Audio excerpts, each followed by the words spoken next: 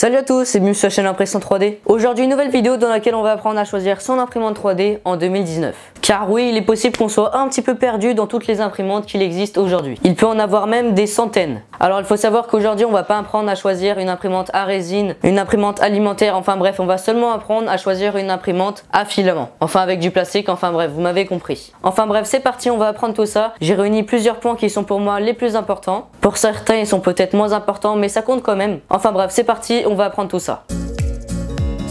Alors la première chose à prendre en compte, c'est le type de filament que votre imprimante va pouvoir prendre en compte. Il faut savoir qu'il y a plusieurs types de filaments. Il y a par exemple du PLA, du PLA+, de l'ABS, du PETG, du PTU, du PVA. Enfin bref, il y a vraiment plein de types de filaments. Pour savoir quel type de filament il va falloir prendre, je vous invite à aller regarder toute ma vidéo sur les filaments qui s'affiche juste ici. Comme ça, vous allez pouvoir mieux vous y connaître en filament. Il va falloir regarder dans les caractéristiques de votre imprimante quel type de filament va pouvoir supporter.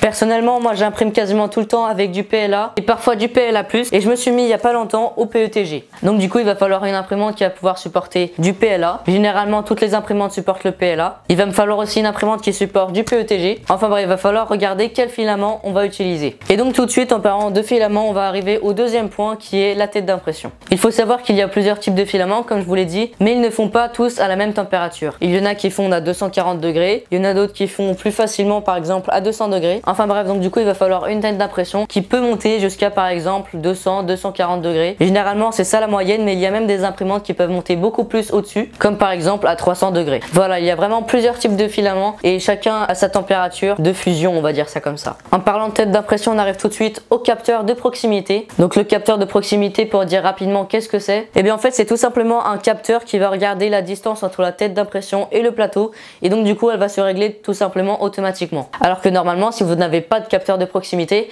et bien en fait il va falloir régler son plateau à la bonne hauteur, et généralement il faut faire ça souvent parce que ça se dérègle facilement, alors que là la tête d'impression va tout simplement le faire automatiquement à chaque début d'impression. Enfin bref, il va falloir regarder si vous voulez un capteur de proximité et s'il est inclus dans l'imprimante, parce que s'il n'est pas inclus il va falloir peut-être faire des modifications pour pouvoir l'inclure. Enfin bref, c'est quelque chose à prendre en compte. En parlant de modifications, regardez si votre imprimante est facilement démontable et si vous trouvez pas mal de pièces sur le marché, si au cas où il y avait une pièce qui venait à casser, comme ça vous pouvez facilement la changer. Parce qu'il y a des imprimantes où si par exemple il y a une pièce qui casse, et ben on peut pas la changer, et donc du coup l'imprimante est foutue en quelque sorte. Donc voilà, regardez s'il y a des pièges détachés et si votre imprimante est facilement démontable, et surtout s'il y a une communauté derrière, parce que si vous n'êtes pas un grand bricoleur, en quelque sorte il va falloir la modifier vous-même sans aide de personne, ou peut-être un petit peu sur internet, et donc du coup c'est préférable d'avoir une plus grande communauté derrière sur les réseaux sociaux pour pouvoir la modifier plus rapidement, et si vous avez des questions vous pouvez leur poser des questions. Voilà, pareil, un point qui peut être très important. Maintenant on va parler du plateau. Donc il est préférable d'avoir un plateau chauffant. Pourquoi?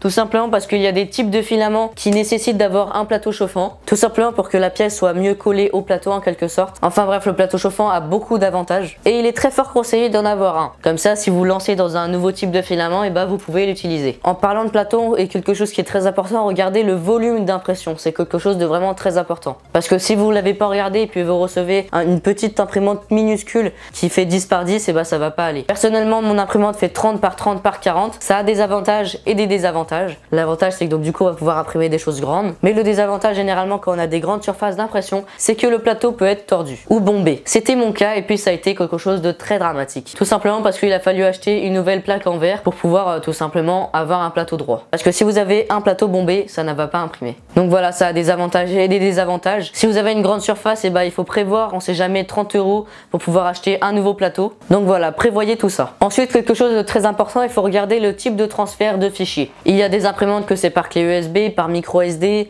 par carte SD ou même par Wi-Fi. Dans mon cas c'était par carte SD, mais on a rendu mon imprimante par Wi-Fi. Donc du coup si votre imprimante que vous avez choisie n'est pas par Wi-Fi et vous voulez qu'elle soit en Wi-Fi, et donc du coup il va falloir prévoir un petit peu d'argent pour pouvoir la modifier. Alors après, une caractéristique qui est vraiment très important, c'est est-ce que l'imprimante arrive démontée ou pas démontée. Donc généralement on a juste deux pièces, on a juste à les visser et puis c'est bon. Mais il arrive pour que l'imprimante soit moins chère qu'en fait on doit tout monter. monter. C'est arrivé avec ma première imprimante, donc c'était prévu. Évidemment, il va falloir un petit peu de temps et un petit peu d'expérience pour pouvoir monter toute cette imprimante. Pareil, quelque chose à prévoir. Une caractéristique assez importante aussi, c'est la précision. Il y a des imprimantes qui descendent jusqu'à 0,1 mm, d'autres qui descendent jusqu'à 0,2 mm. Enfin bref, la précision est quelque chose d'assez important et je vous conseille de regarder quand même. Après, une caractéristique pareil qui est assez importante et généralement c'est pas marqué quand vous allez l'acheter, vaut mieux regarder une vidéo YouTube. Tout simplement, c'est le bruit. Tout simplement parce que si vous dormez dans la même chambre, c'est mon cas, et ben il va falloir une imprimante silencieuse. Tout simplement parce que c'est vraiment très désagréable de dormir juste au-dessus d'une imprimante qui est bruyante. Donc voilà le bruit, et si cette imprimante fait du bruit, bah, va falloir prévoir des pièces pour la réparer. Pareil, il va falloir compter ça dans le budget. Voilà, c'est vraiment plein de petites modifications, mais qui tout ça bout à bout va faire un prix qui est assez élevé. Et justement là on arrive au point final, c'est-à-dire le prix. Et c'est tout simplement le point le plus important quasiment. Tout simplement parce que si vous voulez acheter une imprimante à 1000 € mais vous n'avez pas le budget, bah ça va pas aller. Il faut savoir qu'avant les imprimantes c'était vraiment très cher. Aujourd'hui il y a des centaines d'imprimantes, donc du coup rassurez-vous, c'est beaucoup moins cher. L'imprimante que j'ai à côté de moi vaut à peu près 300 €, mais avec les modifications on peut monter facilement à 500 €. Après ça dépend, si vous êtes un professionnel bien sûr ça va coûter beaucoup plus cher. Ça peut aller jusqu'à des dizaines de milliers d'euros pour des imprimantes